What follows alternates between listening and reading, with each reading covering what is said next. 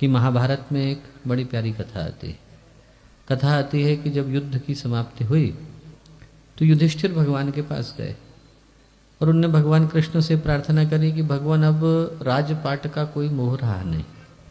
14 साल तो हम लोग वनवास में भटकते रहे, फिर भाई पर लड़ाई हुई, गुरुओं को मारा, संबंधियों को मारा, दोस्तों पर हथियार चलाने पड़े, अब राजपाट मिलेगा भी तो उसका मूल्य क्या। बोले यदि आपको कुछ देना ही है तो आशीर्वाद ये दीजिए कि हम लोग वन में बैठे तपस्या करें। तो भगवान बोले कि ऐसा नहीं है युधिष्ठिर, अभी तो तुमको राजपाट संभालना होगा, क्योंकि जो आने वाला समय है, कलयुग का समय है, उस समय को ध्यान में रखते हुए तुम्हें ऐसे मानदंडों का निर्माण करने की आवश्यकता है कि लोग कल को धर्म का उदाहरण दे तो लोग तुम्हें याद करें। तो उन्होंने कहा हम कैसे मान लें कि कलयुग आने वाला है, एक युग को बदलने में 8,32,000 वर्ष लगते हैं। तो निश्चित रूप से मन में संशय होगा कि आने वाला भी है कि नहीं आने वाला है।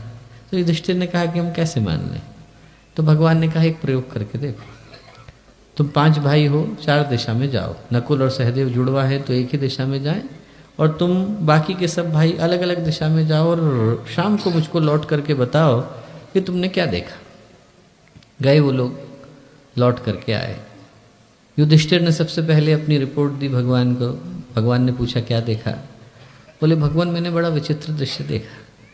मैंने देखा कि एक हाथी है, आगे की तरफ से तो बड़ा चमकीला है, आकर्षक है, इतना मनमोहक है कि उसकी ओर मन खिंचा चला आता है, और पीछे की तरफ से उतना ही कुरूप, उतना ही काला, उतना ही विकृत है।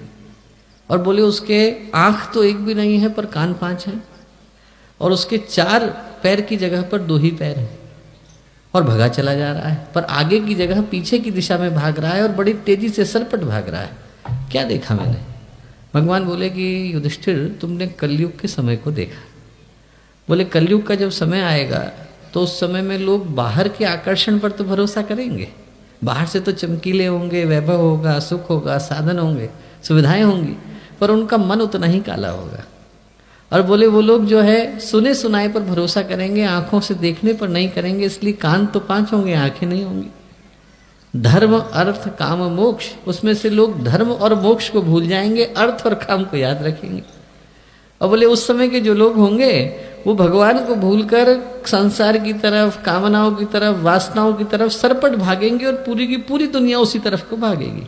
ऐसा लगेगा कि जीवन जीने का एकमात्र तरीका यही है। युधिष्ठिर बोले अच्छा। भीम से पूछा तुमने क्या देखा। भीम बोले मैंने देखा कि एक जगह पर गाय अपने बछड़े का दूध पी रही है। क्या है अर्थ इसका। भगवान बोले तुमने ये देखा कि एक समय ऐसा आएगा कि जो जिसके ऊपर पोषित होना चाहिए वो उसी के ऊपर पोषण करने में संकोच नहीं करेगा। गुरु शिष्य के धन पर, बड़े छोटों के धन पर, उनके ऊपर आश्रित होने में उन्हें संकोच नहीं होगा। अर्जुन से पूछा तुमने क्या देखा। अर्जुन बोले कि साहब मैंने देखा एक जगह पर शव पड़ा हुआ है, उसको गिद्ध नोच नोच करके खा रहे हैं, और उन गिद्धों के पंखों पर वैदिक मंत्र लिखे हुए हैं। क्या अर्थ है इसका। बोले अरे ऐसा समय आएगा कि जब लोग, कोई मर गया होगा, मृतक होगा, उसके यहाँ जाकर भोज करने में संकोच नहीं करेंगे।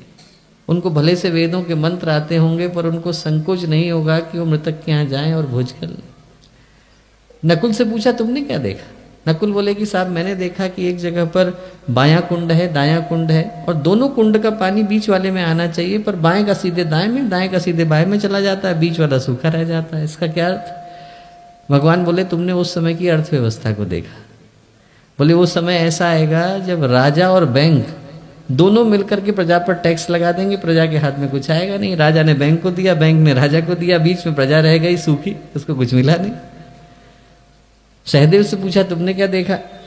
बोले साहब मैंने देखा कि एक बड़ा ऊंचा सा पर्वत का शिखर, वहां से एक बहुत बड़ी चट्टान शिला धरधराती हुई नीचे की ओर गिरती है, और जब वो गिरती है तो उसके साथ बड़े बड़े पेड़ चपेट में आते हैं, वो भी धराशायी होते हैं, और जब ऐसा लगता है कि बिल्कुल खाई में समा जाएगी तो ऐसे समय में कहीं से घास का एक तिनका आता है और उस चट्टान को थाम लेता है। क्या देखा मैंने। भगवान बोले तुमने समाधान देखा।